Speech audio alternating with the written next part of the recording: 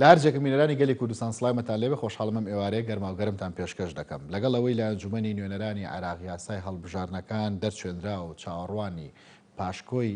ئەو یاسایە دەکرێت بەڵام لەگەڵ ئەوەدا هەندێک لەلایەنە سیاسیەکان بە گومان و بە ترسەوە دەڕواننا دەرەنجامی ئەو یاسایە بەتایبەت کە جۆرێک لە کرانەوەی تێدایە بۆ کاندیدەکان کە کەمتر ملکەتشی قەوارە سیاسیەکانیان دەکات. بۆیە ئێستا لە ناو عێراقدا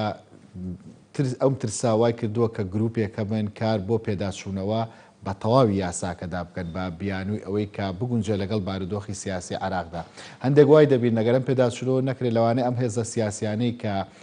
دژی ئەم یاسایان نهێڵن هەڵبژاردننی پێشوەختە بکرێت لەناو ئەنجومەنی نوێنەران و لە دەرەوەی ئەنجومەنی نوێنەران سەرنجی جیاواسێ هەندێک لەسەر بازنە هەڵبژاردنەکانە هەندێکی دیکەش لەسەر پشکێنەی هێزە سیاسەکانی خۆیان شەڕ دەکەن بار حەڵقسە لەسەر لێکەوتەکانی دەروی یاساکە دەکەین ئایا یاسای هەڵبژاردننی ئەنجومەنی نوێنەرانی عێراق مۆدلێکی نوێی سیاسی لە عێراق دروست دەکات یاخود لایەنەکان دەچنەوە سەر ڕیتمی کۆن و نانەوێت کە ئەوەی دەستیان کەوتووە بە ئاسانی لە هەڵبژاردنێکدا لە دەستی بدەن هەروەها ئەمڕۆ مستەفا کازمی سەرۆکوەزیران نێردەی نەتەوەیەگرتوەکانی بینیوە بە هەمان شێوە باسییان لەسەر هەڵبژاردننی پێشوەختە کردوە جیاواز لە هەڵبژاردنەکانی دیکە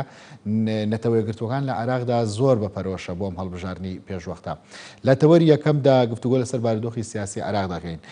بەڕێز بورهان شێخڕەوو وەکو چاودێری سیاسی لە ستۆدیۆ لەگەڵمدایە بەڕێز بورهان بەخێر بێت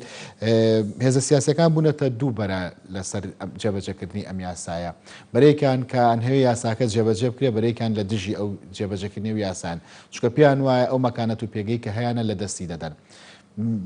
بە خوێندنەوەی تۆ کام بەریان سەرکەوتوو دەبێت سپاس بۆ تۆ سڵاو لە بینەرانی خۆشەویستی گەلی کوردستانش بێگومان بارودۆخی عێراق لە دوای خۆپیشاندانەکانی تشرین وکو لە عێراقدا دەڵێن و هەڵ و گۆڕانی کە لە عێراقا هاتنە ئاراوە و عەبدولمەهدی دەستی لە کارکێشای هەڵبژێرفشاری جەماوەریە حکوومەتی نوێ بە سەرۆکایەتی مستەفا کازمی وەکو حکوومەتێکی ئینتیقالی هاتە ئاراوەوە لە ژێر فشاری جەماوەرەوە یەکێک لە بەرنامەی کاری ئەم حکوومەتە ئەوەیەکەوە لە بەرنامەکەشیا جێگیرکراوەکە بێ هەڵبژاردننی پێشوەختە لە عێراقا بکرێەوە هەموو هێزەکان دەنگیان پێداوە مە شتێکە ئیتر هیچ مەجای ئەم لاولایەتیانی ئەگەر چەند هێز و لایەنێک بخوازن تەگەرە و کۆسب لە بەردەمیان دروست بکەن و ئەو دووبەرەی کە جەنابەت ئاماژەت پێدا بەرێک کە لەگەڵی بن و بەرێک کە لەگەڵی نەبن بێگومان ئەو هێزانەی کە لە ڕابردوودا بە جۆرێک لە جۆرەکان پێگەی زۆر بوو بە قووەتیان لەناو ئەنجومەن نوێنەرانی عێراقدا هێناوەوە باڵادەست بوون و میلیشیاتیان نەبووە ئەوان دەخوازن نیان شاردەوە پێیان بکرێ وەگە دەست بدا بۆیان حەزەکەن تا دەورەکەیان تەواو بێ بەم شێوە بڕام بەڵام ئەوەی کە ئەو لایەنەکانی ترەوەی کە کازمی ڕابەرایەتی دەکا و وەکو دەنگی جەماوەر و فشاری شەقامی عێراقی ئەوەیە دەخوازن کە بێ هەڵبژاردننی پێشوەختە بکرێ بە شێوەیەکی تازە ئەو نمونە و فۆرمایی کە لە ساڵانی ڕابردوودا هەڵبژاردننی پێکراوە لەسەر کراوە و جێبەجێ کراوە هەمومان بینیمان گلەیی و گازندەی زۆری خەڵکی عێراقی لەسەرەوە ئاکامەکانی ئەوە بوون کە لە بەداخەوە لە عێراقا ئەو پرۆسەیە شکستی هێناوە هیچ حکوومەتێک کە حکوومەتێک کە هەڵبژاردنێک دەکرا قەیرانێکی وای دەهێنایە دوای خۆ بە ساڵێک نەدەتوانرا ئەنجومەنی نوێنەران کۆبێتەوە بە ساڵێک حکوومەت تەشکیل نەدەکرا بە دەستێوەردانی وڵاتانی ئیقلیمی و زلهێزەکان و لەم پایتەخت و لەو پایتەخت بڕیار لەسەر درراوە هەڵبژاردنەکانی عێراق هیچ بەهایەتیان نەدەماوە نەیان دەتوانی هێزێک کە بێ بەبرا و نوێنەرایەتی گەلی عێراقا دیار نەبوو ون دەبوو لە نێوان ئەو ململانیە سیاسیدا ئەم نمونە سیاسی و ئەم یاسا هەڵبژاردنە تازێکی ئێستا لە ئارادای و باسی دەکرێت تا ئێستا وەکو پاشتوەکەی ماوە و ناکۆچی لەسەرەوە هێزەکان لە هەوڵی ئەوەدان بگەن بە ڕێکەوتنێک لەگەڵی وەوز سەردانی ئەمڕۆی محەممەد حەلبوسی بۆ هەولێری پایتەختی هەرێمی کوردستان دانیشتنی لەگەڵ هێزە سیاسەکاندا لێرەوە لە چوارچێوەی ئەو هەوڵاندا دێتەوە کەوا بن بە ڕایەکی هاوبەش و جۆرێک لە هاوسەنگی و تێگەیشتنێک بکرێت ئەو پرۆژە یاسایە بە تەواوی تێپەڕێندێ لە ئەنجومەنی نوێنەرانی عێراق و دواتر سەرۆکۆمار واژۆی بکا و بچێتە بواری جێبەجێکردنەوە هەڵبژاردنەکە لە کاتی خۆیدا بکرێ بەڵامی ترەوە ئەو کێشەوتەگەرانی کە بۆی دروستکراوە ماوەتەوە و ئەو ململانیانە دەکرێت کارێکی وای لەسەر بکرێەوە بگەن بە فۆرمێک کە بتوانن بە شێوازێکی نوێ بتواندێ کە هەڵبژاردنەکان کرا بزانن چی هێزێک براوەی کێ نوێنەرایەتی خەڵکی عێراق دەکا بێ دەسوەردانی دەرەکی ئەوە زۆر گرنگە چونکە ئەوانەی کە ئەو تەجروبانی کە لە ڕابردوو لە 16 ساڵی ڕابردوودا هەمانە بەداخەوە ئەو هێزەی کە دەبوو بە یەکەم مەسەڵەن بینیمان ئەیاد علاوی لە لەیەکی لە هەڵبژاردنەکانە یەکەم بوو بەڵام دوایی لەو سندایەوە مالیکی حکوومەتی پێکهێنا ینی بە تەفسیر و لێدانەوەی جیاواز چ لە محکەمەی ئیتیحادی و چ لە دامودەزەکانی عێراقدا دیزە بە دەرخۆنە دەکراوە لە بەرژەوەندی هێزێکی ترکە یەکەمیش نەبوون هەڵبژاردنەکاندا کاری پێدەکرا ئەم یاسای ئێستا ئەبێ ئەم هێزە سیاسیانە بەڕاوێژ لەگەڵ دۆستەکان بتواناکە هەموو عێراقەکان بەگوێگرتن لە شەقامی عێراق ئێستا کازمی زۆر کاری لەسەر دەکاوە نوێنەری ئەوانی هێناوەتە پێشەوە دەکرێ بتوانن لەسەر فۆرمێک ڕێبکەون کە ئەم هەڵبژاردنە چ لەسەر ئازی کۆمیسیۆنی هەڵبژاردنەکان کە باز دەکرێتە کە هەموو بەڕێوەبەراتەکانی خەڵکی بەڕێوەبەرەکانی خەڵکی بێلایەن دوور بێ لە محاسەسەی تائیفی و حیزبی و قەومی ئەوانە بتوانێت بە شێوەیەکی شەفاف و بێلایەنانە سەرپەرشتی هەڵبژاردنەکە بکە بۆی بتوانن ئەم بنبەستە گەورەی کە لە عێراقدا هاتوۆتە ئاراوە ئێستاوی کە بنبەستێکی گەورەیە بەڕاستی لە عێراقدا بەداخەوە لە 16 ساڵی ڕابردوودا کارەسات بەسەر عێراقدا هاتووە چ جای شەڕی تیرۆر و داعش ئەو گەندەڵیە گەوران ئەو بە هەدەردان و بە فیرۆدانی سەرۆت و سامانی گشتی لە عێراقدا دروستبوونی دەیان میلیشیاتی چەکدار ئەوەی کە ئێستا حاڵیان لە بەغدادا دەیبینین ڕۆژانە باڵۆزخانەی وڵاتەکان بەرکاتوێشا دەدرێ کۆمپانیا ئەمنیەکان بەڕێز بورهان بەسەر بابەتە سەرێکێک هەڵبژاردننی پێشوەختە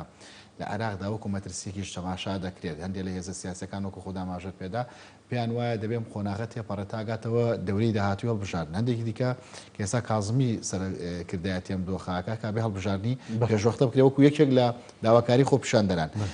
خۆی هەڵبژاردننی پێشوەختە مەترسیە لەسەر هەندێک هێزی سیاسی ئەم یاسایش بە جۆرێک لە جۆرەکان بۆتە مەترسی لەسەریان یاساکە ئەبێتە پاسا بۆی کە پرۆسی سیاسی لە عێراقدا تێکبەن و هەڵبژاردنە پێشوەختەکەش نەکرێت خۆی بارودۆخی عێراق زۆر ئاڵۆزە و تەحملی هیچ تەشەنوجی و سیاسی و هیچ مانۆڕێک و هیچ گێلکردنێک لە بارودۆخەکە ناداوە ئێستاوەی هەمومان سەرهەڵدانی کوڕۆنەش خەڵکی عێراق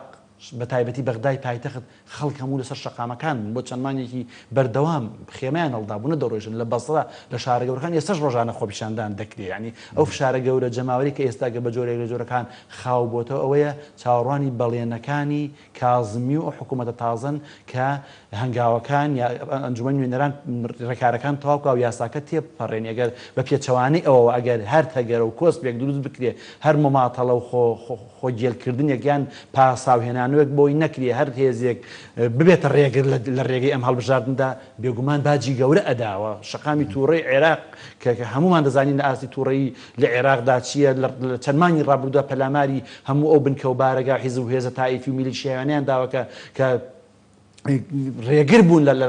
لە چاکسازی لە عێراقدا کە سەرۆت و سامانی سەر سنوورەکانی عێراقیان دزیوە دەستیان بەسەر کۆمپانیەکانی نەو تاگرتووە یعنی ئەمانە هەموو لە بەرچاوی خەڵکن و ئایندی عێراقیان بەم ڕۆژەگەیاندووە ئێستاش ئەگەر ئەوانە بەو نەهەجە بەو ئیتیجاها کار بکەن بێگومان بەر نەفرەتی جەماوە زیاتر دەکەون ڕۆژانە چۆن بەر نەفرەتی جەماوە دەکەن یاخود باجی گەورە دەدەنەوەی بینیمان لە عێراقدا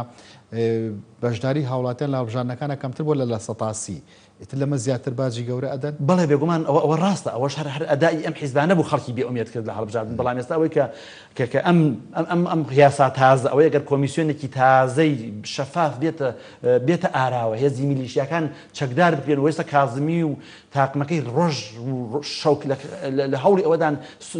توانە و دەسەڵاتەکانی ئەو میلیشیانە سنووردار بکەن یاسا جێبەجێ بکەنەوە لە یەکەم هەنگاوە هەموو خاڵە سنوورەکانیان لە بندستی میلیشیاکان دەرهێنا ئێستا کاری بەردەوام دەکەن ینی بە شەو ڕۆژ زمینە ساز دەکەن ینی هەلێسەوە بۆ مانگی شەش و من تەسەورەکەم لە مانگی شەش هەڵبژاردنەکە لەوانەیە بچێتە مانگی چونکە ڕەمەزانە و کاتی هەڵبژاردن تاقیکردنەوەکانی پۆلی دوانزە و هیدا ئەوە ینی مانگی شەش لەوانەیە زۆر زەحمەت بێ بۆ هەڵبژاردن ئەگەر بکرێت چەند مانگێکی تریش تەخیر بکرێ بەڵام هەڵبژاردنێکی شەفاف و بێگەرد لە عێراقدا بکرێ وا بێ خەڵک جارێکی تر ئومێد و هیوای بە موسەساتی تەشریعی و دەستوری لە عێراقدا هەبێەوە خەڵک قەناعەتی بکە بێنەوە سەر سندوقەکانی دەنگدان و لە ڕێگەی دەنگدانەوە نەوە حکوومەت بگۆڕن و دەستا و دەستی دەسەڵات بکرێ نەک ئەوەی کەوا ئەوەی ئەو تێبینی جەنابەت زۆر جوان بوو کە خەڵک لە 150 تەنان لە 120 هەندێک شارڕاچوون بۆ هەڵبژاردن ئەو ئاکارانە بوو میلیشیاکان بوون ئەو بکە ئەکامی هەڵبژاردنەکان دیزە بە دەرخۆنە دەکراوە هەمومان لە بیرمانە چی لەسەر وترا لە کاتی خۆی ئەوانە خەڵکی بێئومێتت کردن چێ بۆ سەر هەڵبژار سندوقی هەڵبژاردن بەڵام ئەگەر شەفافیت هەبێ قانون سەروەر بێ سوپا و وزارەتی ناوخۆ سەرپەرشتی بکە میلیشیات نەبێ بێگومان ئەمە بە جۆرێک لە جۆرەکان ئومێد دەگەڕێنێتەوە بۆ خەڵک وە پێش ئەوە چۆن ناتوانێت ئومێدە بۆ هاوڵاتیانی عراق دەستەبەر بکرێت لە کاتێکدا کە ئەم بارودۆخە بەم جۆرە ئەبینن هەل ئێستەوە تا مانگی 6 و ئەگەر چەندمانێکی تریش بدرێ بەدەنی بەتەسەوری من ئامادەسازی بۆ بکرێت یعنی دەوری میلیشیاتەکان کەم بکرێتەوە کۆمیسیۆنێکی هەڵبژاردننی بێلایەن و پرۆفیشناڵ و ورد بەڕاوێژکاری بیانیەوە بە ئەجیزە و شتی نوێەوە کە ئەم هەڵبژاردننی سەر کە لەسەر ئاستی قەزاکانە بکرێ بە دایرە و بازنی هەڵبژاردن هەر لە قەزاکەدا لێ حەسمەکرێتتر نابرێتەوە بۆ بەغا لێوە دەستکاری بکرێت لێ دوای فلاشەکانی بگۆڕن و ئەوەی لە ئەلکترۆنیەکە گزی زۆری تیا بکرێت لە بەغا جارێکی دەستکاری کە مەسان زەگەر لە یەکێ لەم قەزانی پارێزگای سلێمانیە کە هەر لێ فەرزی ئەسوات و دەنگەکان بکرێت و جیا بکرێتەوە یەکەم کەس کە دەرەچێت لێ خۆی دیارەکرێ و تەسبیت دەکرێت و قازەکان ئیمزای دەکەن و ناکرێت لە بەغایان لە شوێنێکی دەستکاریکردن ئەگەر ئەمانە بێ زەمانەت و ئەم جۆرە نیکە تۆ باسییانەکەی کە کۆمیسیۆنێکی هەڵبژاردننی باش دروست بکرێت و میلیشیاکان دوور بخرێن و ئەم بابەتانە هەندێک لەم هەنگاوانە تا ئێستا ئەبیندرێ و نابیندرێ کاری بۆ کرێ ناکرێت بەکوی گشتی وەکو بانگەشێکی هەڵبژاردننی مستەفا کازمی تەماشا دەکرێت وەکو ئەوەی کە خۆی ببێتە کەسی قۆناغی داهاتوی عراق وەکو بانگەشێکی هەڵبژاردن بێت پێدوانیە بەدیوەکەی تریا هێزە سیاسەکان ڕوبەڕووی بۆستنەوە لە جێبەجێکردنیە بەڵێ بێگومان ئەمە کارێکی ئاسان نییە بۆ کازمی هەر لە ئێستەوە بەرچاومانەوێ زۆر هێز و میلیشیات بەرژەوەندەکانیان لێیان دراوە خاڵەسنوورەکانیان لێ بن چنگ دەرهێنراوە لە بەرژەوەندی ئابووریان هەیە نووسنگی ئابووریانە لە مووسڵ باز دەکرێت ئەمە لە میدیاکانی عێراق بە ئاشکرا ئەمسان باسکرێت کازمی ئەگەر ئەمە بکە و کازمی شەقی خۆیەتی کە بەشداری هەڵبژاردن بکاوە کێزێکی سیاسی وەگەر بتوانێت ئەم بەڵێنانەی کە دەیدا بۆ خەڵکی عێراق و چاکسازی بکە حەقی خۆیەتی لەوای خەڵکی عێراقیش بە فراوانی پشتگیری بکات یعنی ئەگەر هەر هێزێکی سیاسی کازمی و هەر کەسێکی تربی هەر حیزبێکی سیاسی بتوانێت هەبێت هەڵگری ئاڵای چاکسازی لە عێراقدا بەر بە میلیشیات بگرێ یاسا سەرۆر بکات سوپای نیشتیمانی دروست بکات دەستوری عێراق جێبەجێ بکات لەو باوەڕدام خەڵکی عێراق پشتیوانی دەکاوە دەنگی زۆریش ئەهێرێ بەڵام ئەو هێزانی کەوا بێگومان ئەو هێزانی کە لە ڕابردوودا ئەم وڵاتیان بەم بارودۆخە قەیراناوی ئێستا گەیانوە نەیانتوانیوە لە 70 ساڵی ڕابردوودا بچووکترین خزمەتگوزاری بۆ عێراقدا بین کە مەسەن ئەوەی مەسەلەی کارەباکە باسەکرێ 62 میلیارد دلار خەرج کردو تا ئێستا کارەباکەوە خۆی وایە ئەمە پرسیاری گەورەی یعنی کە دەڵێن ئەو مەبلەغە لەوانەیە هەموو کارەبای شەرقی ئەوسەدی پێ چاک بکرێ و دابین بکرێ بەڵام لە عێراقدا وەزیر ئەم وەزیر بەدوای ئەوەزیری دا و هەمی بە گەندەڵی وەتیەوە گلاوەگەر هێزێکی سیاسی بێتە عێراقەوە بەربەن زاهیرانە بگرێ پۆستی وەزارەتەکان بە مەلایین دۆلار بفرۆشێ بە ئاشکرا و لە میدیا باسی ئەمە تاوانی گەورەیە ئەمە شەرمەزاری گەورەیە بۆ عێراق بۆ پرۆسی سیاسی بۆ حیزبە سیاسیەکانی عێراق بۆ دەستگای دادوەری لە عێراقدا یعنی گەر ئەمانە بەری پێ نەگرێ ئایندەی عێراق بەرەو لەمە وێرانتر و شەڵەژاوتر و تێکرد دەچێت بەڵام ئەگەر هێزێک بتوانێت کام بەرەیان زۆرترێکن ئێستا لە عێراق ئەگەر تەماشاکەی بەرەی دژە گەندەڵی یاخود گەندەڵی بێگومان بەرەی دژە گەندەڵی زیاترە ئەوانەی مەجموعەیەکی زۆر کەمن کە ئاوا دەستیان بەسەر مقدراتی ئەم وڵاتەدا گردووە بۆچی ناتوانن کۆنتڕۆڵیان بکەن کە ئەگەر کەمینە بن کەمینەن لەبەرەوەی چەکیان بەدەستەوەیە دەوڵەتیان بەدەستەوەیە جێیشیان بەدەستەوەیە جونگە گرنگەکانی ئەم وڵاتیان داگیر کردووە بەڵام عامەی خەڵک ئەو شتانەی بەدەستەوە نییە بەڵام تۆ بە هەڵبژاردنەگە هێزێکی خێرە بێ زەمینە سازی بکە بەر بە میلیشیاکان و بەرژەوەندەکانیان بڕێشا دەمارەکانی تەمویلی فەساد و گەندەڵی لە عێراق بڕێوانە وشتەکەن و ئەوانەی زۆر خەڵکی بێتوانە و بوودڵن ئەوانەی کەوا تەماح و چاوچونەتی لە داهات و قوتی خەڵکی عێراقدا دەکەنەوە خەڵکی عێراقیش ئێستا هۆشیارتر بۆ بە تایبەتی لە ناو شیعەکاندا ئێمە ئاگاداری نەگەر لە 16 ساڵی ڕابردوودا بە ناوی مەزهەب و ئاینەوە بە جۆرێک لە جۆرەکان چاواشە کرابن بەڵام ئێستا دەرکەوت ئەوانەی کە ئەو بانگەشانەیان کردووە هەر بەرژەوەندی تایبەتیەکانی خۆیان لا مەبەست بۆ کاریان بۆ خۆیان و حیزبەکانیان کردووە ئەوەی لایەن گرنگمە بۆ بەرژەوەندی گشتی گەلی عێراق ماڵی گشتی عێراق بۆ ئێستا ئەوەی کە لەم عاشورایەدا کە باسکرایانە کە چەند ڕۆژی ڕابردوو کە عاشورا لای شیعەکانی عێراق لە مناسەبە بە ئاینی زۆر پیرۆزەکانیانە ئەو چالاگوانەکانی خۆپیشاندانەکان زیاتر چوو بنە ناو عاشوراوە هەلیۆ بانگەوازیان دەکرد ئەوەی کەوا سروتەکان ئاینەکانیان دەیان خوێن بە ئەنجارە پێشکەوتنی گەورەی بەسەر هاتبوو باسی گەندەڵیان دەکردیان ئەمامە بەسەرەکان دەبێتتر بڕۆنەوە لە حوسینیەکانیانە دابنیشن واز لە سیاست بێنن لێگرن خەڵکی بەتوانە و خەڵکی نزیکی بێتە پێشەوە سەرکردایەتی ئەم قۆناغە بکات. ململانی گەورە لە ماڵی شیعات کەدایە بەتایبەت بۆم جۆری هەڵبژارنەکە ئەوان بە هەر جۆرە لە جۆرەکان بێ بە پێی دەستور بێ یاخۆ بەپێی و تەوافقە بێ کە لە 2023 و بەردەوامە سەرۆک وەزیران لای ئەوانە ئەم ململانەیە لە ناو هێزە شیعەکان هەر بە ئاسانی کۆنتڕۆڵەکرێت. بەڵێ ئەوەی کە پێشتر باسم کرد ئەو ڕەوتە جەماهیریە گەورەی کە لە ناو شیعەدا سەری هەڵداوە تێگەیشتنیان بۆ واقعی عێراق و بۆ گەندەڵیە گەورانەی کە حیزبە تائیفیەکان بەسەر عێراقیان ناهێناوە لە شارێکی دەوڵەمەنی وەکو بەسردا کە لە سەتا 90 داهاتی عێراق لە بەسرەوە دەڕوا ئاوی خواردنەوەی نەبێ کارەبای نەبێ لەس ئەم حیزبە تائیفیانە بەرپرسندەی خەڵکی عێراق خەڵکی بەسرە بەغداد شارە گەورەکان تێگەیشتون ئەمانە شکستیان هێناوە لەبەرەوە هەر هێزێکی تر ئەگەر ئەو زمینانەی پێشتر وەڵامەکانی پرسیارەکانی بەشتردا باسم کەوا زمینە ساز بکرێ بۆ هەڵبژاردن و هەڵبژاردنێکی پاک و بێگەر لە عێراقدا بکرێ بێگومان ئەو هێزانە کۆتاییان پێدێ لە عێراقداوە جارێکی تر ناتوانن ئاوایاری بە مخدرات و بە پاروی دەمی هەژارانی گەلی عێراق بکەن. ئەگەر ئەمان یاری بە مخدراتی هەژارانی عێراق نەکەن مۆدلێکی نوێ دروست بێ لە عێراقدا هەر عێراق قبولی مۆدلێکی نوێ حکومڕانیە کات بەتابەت بینیمانە لە پێش 2023 مۆدلێکی سیاسی بۆ لە عێراقدا لە دوای 2023 ئەم مۆدلێک کە ئێساکاری لەسەر دەکرێت ئەم هەڵبژاردنانی مۆدلێکی نوێ دروست دەکات. ئەگەر زمینەی بۆ ساز بکرێ لە بارودۆخێکی شەفافدا و خەڵکێکی تازە بێنە ئاراوەوە خەڵکی عێراق زۆر بێزار بوو خەڵکی عێراق زۆر تووڕێمە دەیبینین لە چەند مانگی ڕابردووە شاهیدی بووین عنی ئەو جۆرە لە حکومڕانی کە لە 2023 و بە تایبەتی لە 2012 و لە دوای کابینەکانی مالیکی و بەسەر عێراق داهاتوە ئیتر شکستی تەواوی هێناوە لە هەموو بوارەکانە شکستی هێناوە شتێ نەماوە لەم عێراقەدا یعنی وای لێ هاتووە بەداخەوە خەڵکی عێراق خۆزگە بۆ سەردەمی دیکتاتۆریەت بخوازێ لە عێراقدا ئەوەی ئەمانە بەسەر عێراقیان هێناوە لەبەرەوە ئەم بێزاری و فشارەی جەماوەر بێگومان ئەبێ ئاکامی باشی هەبێ بەدیوەکەی تریا مێژووی عێراقەگەر تەماشای بکەین هەڵبژاردن مۆدلی سیاسی لە عێراقدا گۆڕیوە یاخو زۆربەی کات کودەتا بووە یاخو شەڕ بووە یاخو بابەتێکی لەو جۆرە بگۆڕیوێتی تۆ بێت وایە مۆدلێکی نوێ بێ لە عێراقدا کە هەڵبژاردن مۆدلی سیاسی بگۆڕێت. خۆی ئەم مۆدلە سیاسی کە لە عێراقدا لە دوای 2023 هاتوۆتە ئارەوە کاکیوزم لە وتارەکانیشمە ئاماژەم پێ کردو ئەمە لە ڕێگەی تەبیعی و پێشکەوتنی سروشتی کۆمەڵگەی عێراقەوە نەهاتووە. ئەو پرۆسە سیاسیە لە ناو هەڵقوڵاوی جەماوەری عێراق نییە خۆی عێراق هەر لە سەرتاوە وڵاتێکی تەبیعی نییە وڵاتێک نییە بەخواستی پێکاتەکانی دروست کراوێ بەدەر لە ئیرادی خەڵکی دروست کراوە. حکومڕانیەکەشی هەروە بووە چ لە ئەهدی مەلیکیدا دوای ئەوە لە کودەدای 58 و 68 و حکمی بە ئەستا 2023 بەلولەی دەبابە و چەک و تاک حیزبی لە عێراقدا حکومڕانی کراوە ئەمەشی لە دوای 2023 هاتوو دەستور چی نووسراوە بە دەبابەکانی ئەمریکا لە عێراقا گۆڕانکاریان کردو ئەم بارودۆخە تەبیعی نییە ئێستاش ئەگەر بوارێک هەیە ئەگەر دەستورێک نووسراوە بە هەر ڕێگە و شێوەیەک نووسراوە دەبێ خەڵکی عێراق ئەو هێزانەی کەوا خۆیان بە نیشتیمان پەروەەر دەزانن خۆیان بە دڵسۆزی خەڵکی عێراق دەزانن دەیانوێت عێراق بمێنێتەوە وەک وڵاتێک ئەبێ ئەو ئاوڕێک بنەوە لە 16 ساڵی ڕابردوو بزانێت چ کارە ساتێ بەسەر عێراق داهاتوە بەئیستر ئەمە بوەستێ ئێستا بەم دەستورە بە شێوەیەکی تر جێبەجێ بکەن شەڕ نییە لە سپاسەتی جێبەجێ بکرێ لایانی کەمی جێبەجێ بکرێ بتوان لە هیچ نییە ئەمن و ئارامی ئاسایش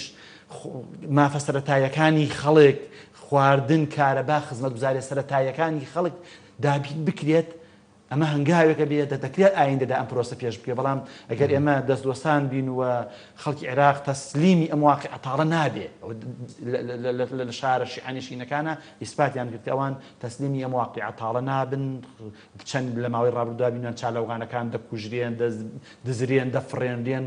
سەر دەبڕێن هەتک دەکرێن نازان چیان لێ دەکەن خەڵک بەردەوامە و کۆڵ نادا لەبەرەوە بەم هێزش ئەمە مەسجدێکە بۆ ئەم تەبەقە سیاسی کە ئێستا بۆ شێوە حکومڕانی ئەدەڵن ئیتر ستۆپ بوەستن ئەم تەماشەشکە ینی بەڕێز بوون لە ماوەی 11 مانگی ڕابردوو خۆپیشاندانەکانی عراقدا ئەنێم خۆپیشاندانانە کە ناوبەنایش بەرداوام تەنانەت کۆرۆناش تا ڕادەیەکیەوە کاریگەری نەبووە لەسەریان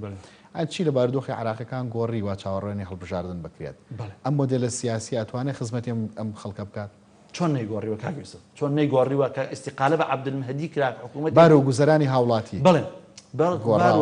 بار و گوزەرانی هاوڵاتیان پرۆسەی دیموکراسی گۆڕانکاری هەمومان دەزانین و مطلعین شتێک نییە عەرەبە بینە لەیلەتون وەزوحاکە لە شەو ڕۆژێکا دروستی بکەی کاری ئەوێ ئارامی ئەوێ تێگەیشتنی ئەوێ حیواری ئەوێ زەمینە سازی ئەوێ ینی ئەمانە تۆ ئەتوێ وەزی عێراق ئینهیاری کردووە خاسەی بەتاڵە نەوت دابەزیوە کۆرۆنا هەیە چاک لێ بەڵام ئەم هەنگاوانەی کە کازمی ئەینێ لە ئێستادا دڵخۆشکردن تۆ هەچی سنوورەکانی عێراقی لە سەعات 12 نیمەڕۆ میلیشیەکان دەست بگرن بەسەریا و بە ملیارەها دینەر دیار بۆ خۆیان ببەن و حکوومەت بەرچاوی حکوومەت و دەسەڵاتی نەبێ ئەمە هەنگاوێکی گەورەیە ساڵە داهاتی حکوومەت ڕادەیەکی زۆر زیادی کردووە حدێک بۆ میلیشیاتی چەکدار دانراوە و هەڵ دەدرێ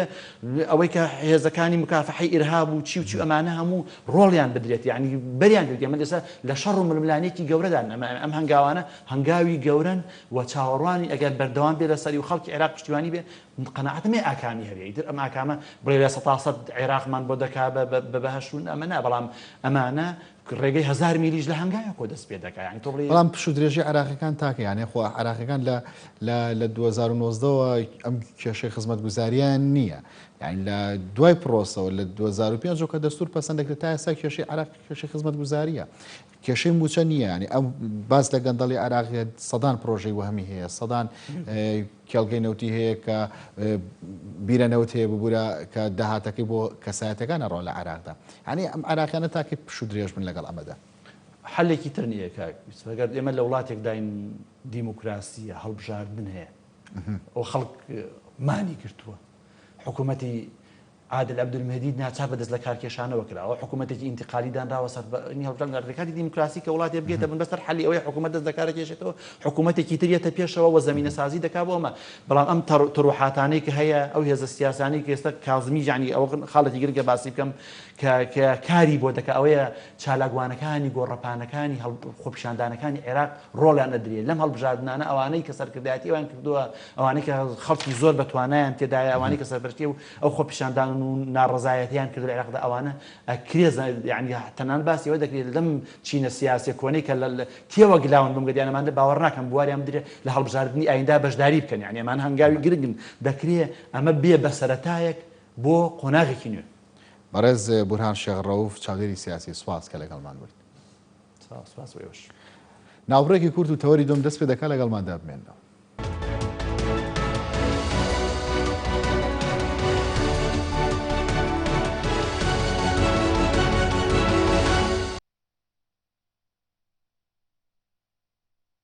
ڤایرۆسی کۆرۆنای نوێ کۆڤید-19 چییە؟ ڤایرۆسەکە بۆ یەکەم جار لە شاری ووهان لە چین سەری هەڵدا و دواتر لە ئەوروپا و ڕۆژهەڵاتی ناوەڕاست بڵاوبەوە. نیشانەکانی ڤایرۆسەکە هەناسەتەنگی و هەوکردنی قورگ و لوتە. سەرەتا ڤایرۆسەکە لە ئاژەڵەوە سەری هەڵدا و گوازراوەتەوە بۆ مرۆڤ.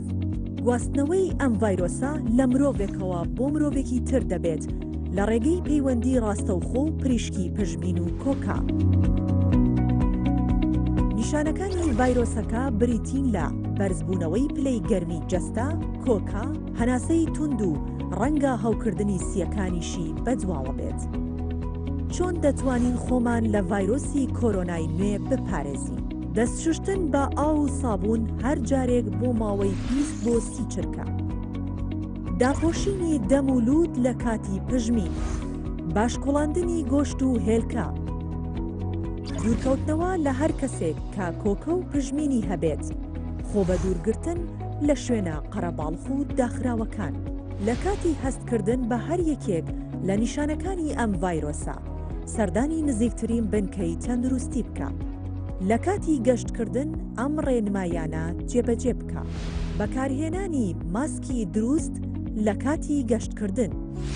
دەست نەدان لە دەسکی دەرگا و دیوار. لە کاتی ڕیزگرتن دوور بۆستن لەو کەسانەی لە دەورتانن. بەردەوام بەکارهێنانی پاکشکەرەوەی دەست. بە هیوای تەندروستی باش بۆ هەمووان.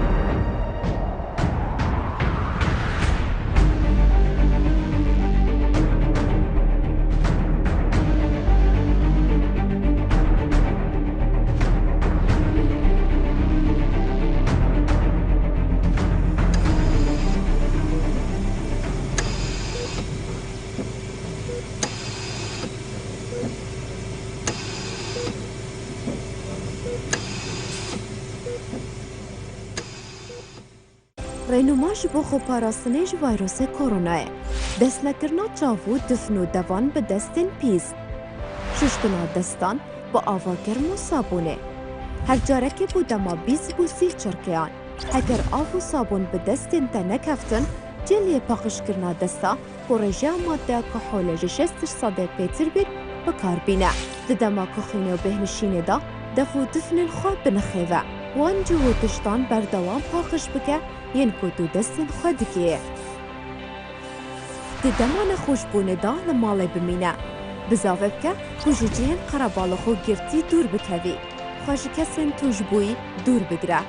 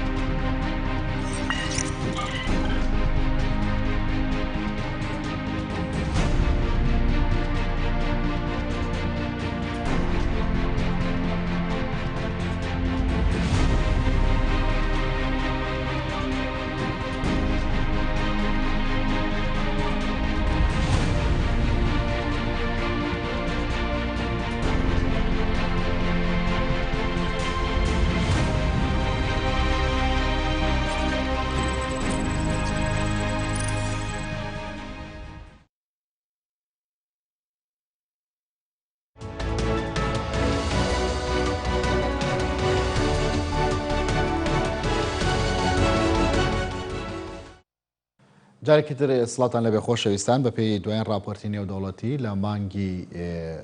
ئابی ڕابردوودا هێرشەکانی داعش لە عێراقدا بەڕێژی لە 125 زیادی کردووە بەمەش داعش لەو مانگەدا 100 هێرشی ئەنجام داوە. زۆربەی ئەو هێرشانش کە داعش ئەنجامی داون لەو ناوچانە بوون کە پێشتر بەدەست داعشەوە بوون و حکوومەتی عێراقی ڕزگاری کردوون. هەروەک بەرپرسێکی ڕێکخراوی نەتەوەی گرتوەکانی ژاماژە بۆ دەکات کە لە ئێستادا زیاتر لە 10,000 داعش لە عێراق و سووریا بوونیان هەیە. لە تەوەری دووەمدا باز لە سەرهەڵدانە و مەترسیەکانی داعش دەکەین لە عێراقدا بەڕێز ڕەشاد گەڵاڵ یەکو چاودێر لە ڕێگەی سکایپ و لەگەڵمدایە بەڕێز ڕەشاد ئێوارە و باش چۆن لەگدانە بۆم هێرشانە دەکرێت بەتایبەت کە هێرشەکان بەڕێژی لە 125 زیادی کردووە. ئایا بەمە دەوترێت دەرکەوتنەوەی داعش؟ سپاس بۆ ئێوە، سپاس بۆ دەرفەتە بۆم ڕەقسا. بڵێ دیارە دوای دەرپەڕاندنی داعش لە سەر ئاستی پارێزگای موسڵ کە دوایین خلافەی داعش بوو، پایتەختی خلافە بوو، دوای کۆتایی هێنانی داعش لە ڕقە و لەو شوێنانش کە لە سووریا، دیارە کۆمەڵێک هێزی کۆنەپارێز لە ناوچەکەمان تا ئێستاکە دەتوانن بەرژەوەندەکانیان کۆتا پێ نەهێناوە لەگەڵ سەگدارانی داعش لەگەڵ ڕێکخراو ترۆریستەکان لە ناوچەکە بەتایبەتی بەرژەوەندەکانی حکومەتی تورکیا لە ناوچەکە ڕێکتەوەکەرە لەگە بەرژەوەندێک ینی بەرژەوەندێکی هەڵبەش دروست بە لە نێوان تورکیا لە نێوان ڕێکخراو ترۆریستەکان. من پێم وایە لەسەر ئاستی عێراق، لەسەر ئاستی لیبیا، لەسەر ئاستی سووریا ئەمە ئەو بەرژەوەندی هەڵبەش کۆکەرەوەی هەردوو لایەنە بۆی تورکیا بە مەرامەکانی خۆی بگاتەوە کە دەسەڵاتی ڕای فراوام کە لە ناوچەکە. بۆیە من پێم وایە تاکو تورکیا ئەم هێزە ببینێت لە ناوچەکە داعش بوونی دەمینێتن، چونکە داڵدەی داعش فریاگوزاری داعش لە دوای ساتەکان ئەردۆگان و بەتاکید حکومەت تورکیا دەبێت لە ناوچەکە. بۆیە من پێم وایە جگە لەمە لە ناو خۆی خودی عێراقیش لە وڵاتی عێراق دیارە دوو هۆکار هەن لە مانەوەی داعش. یەکیان ئەوەیە کە عشایری عەرەبی لە ناوچەکە هەرچەندە گەورەترین زیانیان بەرکەوتوە تەسەوری من وایە لە بەرهاتین ینی بەر لە هاتینی ئیسلام تاکو ئەو لەحزەی ئێستاکە عەرەبی سوننا بەقەدر ئەم جارە لە هاتنی داعش زیانی بەرنەکەوتووە. جگە لەمەش بمانوێنەمە تا ئێستاکەش خۆناغی دومیش کە لە دوای ڕزگارکردنی ناوچەکانی عێراق لە ڕوومادی دیا لە سەلاحەدین تا دەگەیتە مووسڵ، من پێم وایە ئەم هۆزەشی ئەگەریاتیش کە لە ناوچەکە بەتایبەتی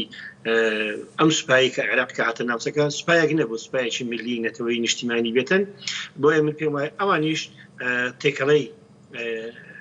ڕۆیەکی ئینتقامی ئەم عشایرانە بوون کە لە ڕابردوو چۆن لە سەردەمی هاتنی ئیسلام و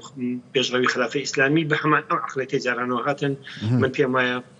تۆڵ دەتوانین بڵین تۆڵەی 35 ساڵی حکومڕانی حکومەتی عێراقیشیان لە سەدام حوسێنیشیان لە وەسەدی عێراقی کردەوە کە من پێم وایە ینی نەک هەر وەزعی نەتەوەی وەزعی ژیانی هاوڵاتی بوون لە ناوچەکە لە بەردەم هەڕەش و مەترسیێکی گەورەدا بوو لە وەسەتی عێراقی. بۆیە من پێم وایە خاچیان نما شرف کەرامەتیان حتەکرا لە ناوچەکە. بۆیە من پێم وایە زیانێکی گەورەی بەرکەوتووە. بەڵام لەگەر ئەوەش دیسانەکە کۆمەڵێک عشایری عەرەبی لە ناوچەکە تا ئێستاکەش پابەندن بە داڵدەدان و بە هاوکاریکردن لە ناوچەکە بە سەگداری داعش. بەڵێ بەڕێز ڕەشاد چۆن دەکرێت بۆ جۆرە تورکیا بە هۆکاری داعشدا بندرێت؟ ئەنی بابەتێکی نێودەوڵەتی لەوانەیە لێرە سەر هەڵبدات، ینی تورکیا وەکو دەوڵەتێکی ممەول و پشتیوانی داعش دەتوانرێت بناسێنرێت لە عێراقدا؟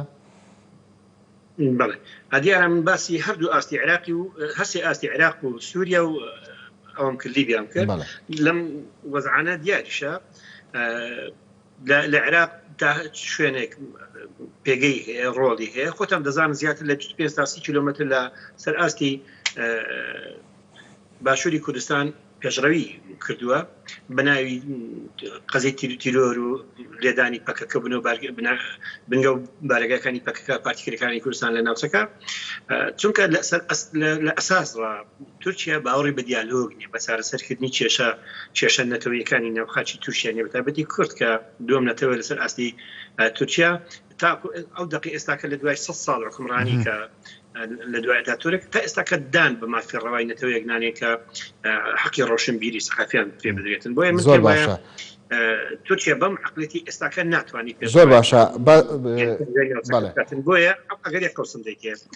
یەک ناوبڕم دەیتێ پێم وایە تورکیا لەم ناوچەیە زۆر بەڕۆنی دیارە کۆمەڵێک ڕێکخراوی تۆرۆریستی لەسەر ئاستی ئێستای سووریا کە بەتایبەتی لە عەفرین تا دەگەیتە سەریکانیە خۆتان دەزانن ژیان و ماڵ و موشتی کوردیان لە خەتەردانەیە ڕۆژانە خۆتان دەزانن بە چ شێوەیەک حتا ڕۆشنبیران فەرماندە سەربازیە باڵایەکانی بە ناوی سوپای نیشتیمانی لە سووریا جێش الحۆر سوپای ئازاد دیارە ئێستا لە تورکیا شوێن ینی نیشتەجیان بەڵام کەچی لە ڕاستیدا ئەمانیش هاتنە وەڵام ناکرێت تۆ پێک هاتەیەک لەسەر خاچی باو باپیانی دەفپەڕێنی چێوەڵە ئەمە کووردە بە ناوی ئەوەی کە لە داهاتوو دەبێتە هەڕەشەیەک لەسەر ئەمنی قومی لەسەر ئەمنی قومی برین تورکی بۆیە من پێم وایە ئەم عقلەتی ئێستا کاری پێدەکرێتن عقلەتێکە بە ئاراستەی هێشتنەوەی داعش لە ناوچەکە. بەڵێ بەڕێز ڕەشاد دوو بابەتی دیکە هەیە هەر کە پێیوەستە بە سەرهەڵدانەوەی داعش بەڵام وەکو پێویست یاخود ئاماژت پێ نەکرد بەتایبەت کەم توانایی سوپای عراق دەکەوێتە شوێی دەرکەوتنەوەی داعش هەر دەبێ تورکیا کە تەمیلیان دەکا و عەشایرە عەرەبیەکان کە بوونەتە پاڵپشت بە جۆرەی لە جۆرەکان یاخود خاڵێکی دیکەشانەوەیە کە بەشێک لەو داعشانێک کە گیرابوون لەلایەن عراق و جارێکتر بەردراونەتەوە بەوەی کە هیچ بەڵگەیەکی یاساییان لەسەر نییە ئەم دوو بابەتە دەکەونە شوێی دەرکەوتنەوەی داعش. دیارە من پێم وایە لەسەر ئاستی ناوچەکە کۆی ئەو لایەنانەیە کە پەیوەستن بە هەماهەنگی لەگە تورکیا وەسیلەیەکەن بۆ هێشتنەوەی داعش زگە لەمەش ئەم باس سەرەتا باسم کرد باسی سوپای عراقم کرد ئەم سوپایە وەکو سوپایەکی نیشتیمانی عراقی نەماوەتەوە تێکەڵەیە ئەگەر تەمشای ڕێژەیی بکەی ئەم سوپایە دابش بکەی بەسەر هەرسێ پێکاتەکەی کورد و سونە و شیعە دەبینی کورد سەتایەکیشی لە ناو سوپای عراقی نەماوە من پێشم وایە ڕێژەی کورد و سونەش تحدێکی زۆر کەم بووە مەگەر تازە ئێستا کە حەشتی بەناوی حەشتی نیشتیمانی و ئانە کۆمەڵ خەڵکیانی حەشتی شعبی لە دوای گەڕانەوەی سوپای عراقی بۆ سەلاح الدین بۆ ڕمادیە بۆ مووسڵ بۆ منطقەی دیارە و کەرکووک ئانە کۆمەڵێک لیوا فۆج ئانە توشکی بەڵام ئەم دروستکردنی ئەم لەشکرەی ئێستاش کە بەناوی حەشتی شعبی دەگەڕێتەوە بۆ سەر هەمان مەباست کە ئەویش قیادەی باڵای حەشتی شعبی سەرپەرشتیان دەکەواتە دەگەڕێنەوە سەر ئەو خاڵی کورد و سونە هەردوو پێکاتە بە ڕێژەیەکی زۆر کەم بوونیان ماوە ناو سوپای عراقی ئەوەی کە هەیە ئەم هەژبوونشی ئەگەرێتیە لە ناو سوپای عراقی ڕەنجی داوەتەوە من دڵنیاشم لەوەی ئەوە وەکو ئەوی باسم کرد ئەم سوپایە وەکو سوپایەکی نیشتیمانی ڕزگارکە لە ساعەکە نەماوەتەوە بۆیە خەڵکیش بەم چاوە سەری ناکاتن وەکو سوپایەکی نیشتیمانی کە بێتن مرۆڤ ئازاد بکاتن هاوڵاتی لە دەست ڕێکخراوی تۆرۆریستەکان لە ناوچەکە ئازاد بکاتن من پێم وایە وەکو ئەوەی جەناب باست کرد بە دڵنیایی و ئەم سوپایەک نییە بتوانیتن کەمەکوڕی زۆر تایە ناشتوانین ئەم سوپایە بێتن شەڕێکی ڕاستە و خۆی چەکدارانی داعش بکاتن ئەگەر فڕۆکەی هاوپەیمانان و هێزا هاوپەیمانەکان لە ناوچەکە نەبیتن بۆیە من پێم وایە لە هەموو حاڵەتەکان لەو قۆناغی ئێستاکە وەکو ئەوەی باسم کرد قۆناغێکە قۆناغێکی هەستیارە من پێم وایە کۆمەلگای نێودەوڵەتی دوای هاتنی سەر وەزیرانی نوێ بە تایبەتی سەردانی کردنی بۆ وڵاتانی ئەمریکا و فەڕەنساوانە دیارە سەر کۆماری فەڕەنسا ماکرۆن هاتیێرە زۆر لەگەر سەرۆکی ئەمریکا دانیشت من پێم وایە هەردوو ئاڕاستی ئەمریکی و فەڕەنسی هاتنە سەر ساحەیان بۆ سەرۆک وەزیرانی نوێی عراقی و من پێم وایە ئەمە ئاگادارکردنەوەیکی کۆی کوتلە سیاسەکانە بە تایبەتی کوردی لە باشووری کوردستان زایدە وسەتی عراقی بۆی لەگە سەرۆک وەزیرانی نوێی هەماهەنگ و هاوکار بن بۆی کە داهاتوێکی نێر ئەگەر تا دوێنێکی ئێمە وەکو کورد پێشبینیمان دەکرد یان ویستمان ئەوە بوو عراقی ناوەندێکی زەعیف بیتن لاواز بیتن بەڵام ئێستاکەوە دیارە هەم لەسەر ئاستی ئەوروپا هەم لەسەر ئاستی ئەمریکاش ناوەندێکی بەهێز ناوەندێکی بەهێز بیتن ئەم ناوەندە بەهێزە من پێم وایە گەڕانەوەی هەیمەنەتی سوپایەکی بەهێز حکومەتی عراقیە بۆ ناوچەکە داهاتووش نازانی چۆن ویستەکانی کورد ویستی کورد بەرنامەی کورد لەناو ئەو چوارچێوە ڕێکوتنە حریماییە نێودەوڵەتی ئەوروپی و ئەمریکا جێگیر دەکرێتن دیاریشە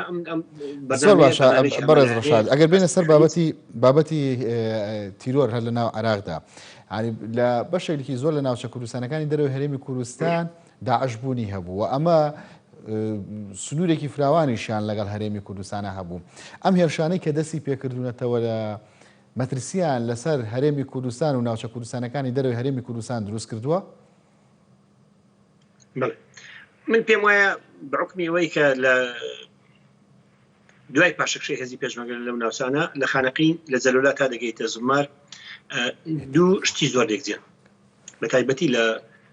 سەرگەڕان تا دەگەیتە جەلولا چەندی کێشە ڕوبەڕووی هاوڵاتی کورد لە ناوچانە بە تایبەتی کێشەی زەویزار کە جوتیاری تعریبی عەرەب هاتۆ تۆ جارێکی بەرەوکی گرتیوە زائیدەن بوونی ئیرهاب ڕێکخراوی تیرۆریستی لە ناوچەکە لەم ناوچەیە لە سەرگەڕان تا دەگەیتە جەلەولا خانەقین ئەم ناوچەیە بەڕاستی هاوڵاتی کوردی لە دێهاتنشینەکانی بێزار کردووە جگە لەمە بخۆش دەزانین ناو خودی ناوسەتەری شاری کەرکووک و زائیدەن قەزا و ناحیەکان لە داپڵ بۆ سەرێ خورماتوو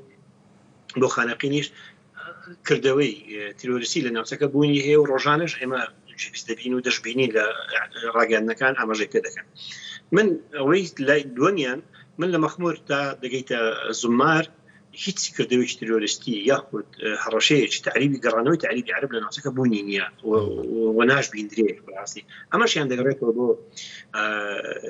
بەڕاستی سیاستێکی دووفاقی لە ناوچەکە بە تایبەتی لەسەر ئاستی هەرێمیش پێڕۆ دەکرێت من پێم وایە خوێندنەوەی منەوە من بە تایبەتی ئەو کەسی بۆیە من وای دەبینم دەبێت سەرکردایەتی سیاسی کورد لەم قۆناغا بەر لەوەی بچین ڕێک بکەین لەگەڵ حکوومەتی عێراقی دەبی ناو ماڵی خۆمان ڕێک بخەینەوە و بە یەک ڕاستەش ئەگەر نوێنایەتی بەرژەوەندەکانی کورد حکوومەتی هەرێمی کوردستان دەیکاتن دەبێت یەک سیاست پێڕاو بکرێت لە خانەقی تا دەگەیتە زومار یەک سیاست ئەویش کە داکۆچی بکاتن لە بەرژەوەندی باڵای نیشتیمانی و نەتەوەیمان لە ناوچەکە بۆیە من پێم وایە هەر هەڕەشەیەک لە هەر هاوڵاتێکی کورد لە خانەقین تا دەگەیتە زومار من پێم وایە بەرپرسیارەتی یەکەم دەگرێتەوە یان بەرپرسیارەتی یەکەم کە مەوەستن لە داکۆچی کردنە دەگرێتەوە بۆ حکوومەتی هەرێمی کوردستان هەر بوونی هەر غیابێکی حکوومەتی هەرێمی کوردستان من پێم وایە ڕەنگدانەوەیکی نەرێنی دەبێتن بەسەر داهاتوی کوردستانی بوونی ناوچەکە بۆیە من پێم وایە دەبێت بەر لە هەر هەنگاوێک نێوماڵی کورد خۆی ڕێکخاتەوە ئەو کاتە بچیتن بێک ئاڕاستە لەگەڵ حکوومەتی عێراقی لە گفتوگۆ دابێتن بۆی بتوانین هێزی پێشبەری کوردستان بڕێنەوە ناوچەکان جارێکی ئەم هێزا بتوانین داکۆچیکەرێکی سەرسەخت بی لە ماف و بەرژەوەندەکانی هاوڵاتی کورد و لە نیشتیمانی عزیز. بەڵێ ینی گەڕانەوەی پێشمەرگە بۆ ناوچانە دەبێتە چارەسەرێکی تەواوەتی بۆ بنبڕکردنی تیرۆر؟ من وەک چاودێرێک ئەوەی بینیومە لە ڕابردوو ئەگەر بە هەمان عقڵەتی پێشوو جارێکی تر مؤسساتی ئەمنی یاخود هێزی پێشمەرگەی کوردستان دەگەڕێتەوە من پێم وایە ئەم هێزە قەت ناتوانین بتێ هێزێکی فرێد ڕست بۆ داکۆچیکردن لە ماف و خواستەکانی پێکاتەکانی ناوچەکە چکە بە تەنیا کورد لەم ناوچەیە ناشیتن تورکمان لێ دەژی عەرەبی لێ دەژی بۆیە من دەبێت بگەینە سەر ئەو ڕاستی ئەم عقڵەتی کاری پێکرا لە ڕابردوو لە 2003 تا دەگەیتە 2017 چواردە ساڵ زیانی لە ڕادە بەدەری گەیان بە بەرژەوەندیەکانی باڵای خەڵکی کوردستان و ناوچەکە بۆیە من دەکەم گەڕانەوەی هێزی پێشمەرگە هەر ڕێکەوتنێک بە گەڕانەوەی هێزی پێشمەرگە بۆ ناوچەکە هێزانەکان بۆ ناوچەکە بە هەمان عقڵەتی پێشوو نەبیتن بەکرانەوەیکی باشتر بی بڕووی پێکاتەکانی ناوچەکە و زائیدەن بڕووی حتا هاوڵاتی تاچی کوردیش لە ناوچەکە. بەڵێ بەرز ڕەشاد ئەگەر داعش بەم جۆرە هێرشەکانی بەردەوام بێ بێگومان مەترسیەکانیشی لە ناو عێراقدا زیاد دەکات پرسیارەکە وەیە ینی کە ئێستا بەم جۆرە بە چالاکی ئیش ئەەکەن ئەگەڕێتەوە بۆ بەرەیەکی جەنگی مەیدانی من تەسەوڕ ناکەم بەم شێوەی جاران بگەڕێتەوە شوێن بۆ لەبەرەوەی من پێم وایە سیاسەتی هەرێمایەتی سیاسەتی نێودەوڵەتی گۆڕانکارێکی تەواوی بەسەردا هاتووە لە نێو خودی خۆی عێراقیش من پێم وایە کوت لە سیاسیەکان دەگەنە ئەو دەرەنجامەی ئەو پەش و بڵاوی کە هەیە ئەگەر کۆ دەنگ نەبن من پێم وایە ئەو سیادەیە بوونی نامینێتن وڵاتێکی وچ ئێران یاخود تورکیا دێ هەر کەسە و دێ بە ئاڕاستی خۆی دێتن خاچێک داگیر دەکاتن من پێم وایە تا ئەگەر فترێکی زۆر ماوە ئەم هێزەیە وەکو جەزیرەکەی قوبرسی لێ تورکیا داگیری دەکات یاخود ئێران داگیری دەکات بۆیە من پێم وایە ئەرکە ئەچی ئێستای ئەنوکەیە لە نێوان کۆی پێکاتەکان لە نێوان کۆی لە سیاسەکانی سەر ئاستی